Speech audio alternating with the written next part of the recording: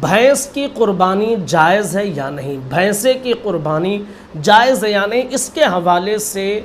بہت سارے لوگوں کے ذہنوں میں کنفیوژن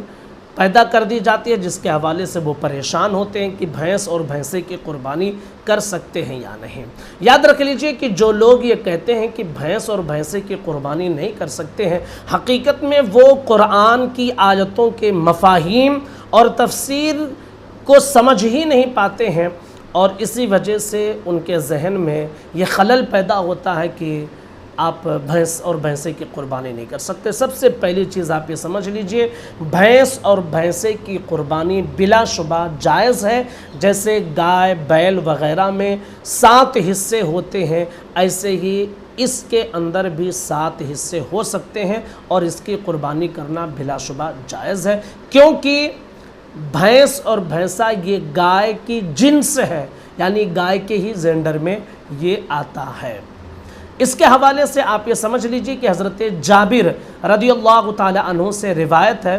فرماتے ہیں کہ نبی کریم صلی اللہ تعالی علیہ وسلم نے ارشاد فرمایا، البقرۃ عن 7 والجرود عن 7،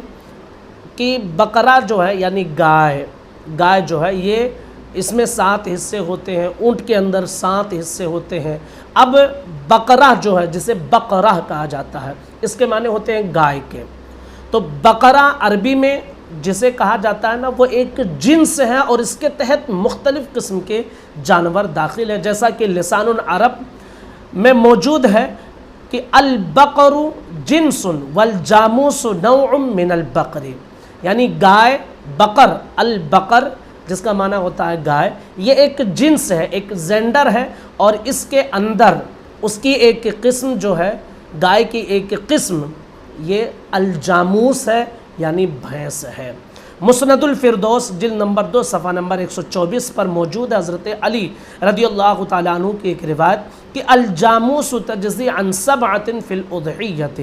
کہ بھینس یہ قربانی کے اندر 7 حصوں کے لیے کافی ہے۔ مصنف ابن ابی شیبہ جلد نمبر 4 صفحہ نمبر 357 پر موجود ہے حضرت حسن کا قول، ان الحسن انہ کان یقول الجوامیس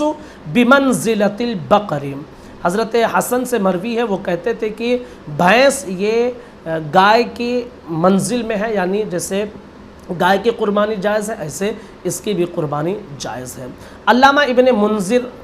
نیشاپوری جن کی وفات 318 ہجری میں ہوئی ہے، وہ کہتے ہیں وَأَجْمِعُوا عَلَىٰ أَنَّ حُكْمَ الْجَوَامِيسِ حُكْمُ الْبَقَرِ، کہ اس بات پر سارے علماء کا اتفاق ہے کہ بھینس کا حکم بقر کے حکم کی طرح ہے، یعنی گائے کے حکم کی طرح، جیسے گائے میں 7 حصے ہیں ایسے بھینس میں بھی 7 حصے ہیں، جیسے گائے کی قربانی جائز ہے ایسے ہی اس کی بھی قربانی جائز ہے۔ تو تمام علماء اہل سنت بلکہ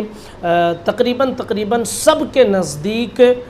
بھینس کی قربانی جائز ہے، سوائے چند علماء غیر مقلدین کے، جن کو قرآن اور حدیث کی سمجھ نہیں ہے، تو وہ کیا سمجھ پائیں گے کہ اس کا مفہوم کیا ہے۔ تو گزارش ہے کہ اس ویڈیو کو ضرور شیئر کر دیں۔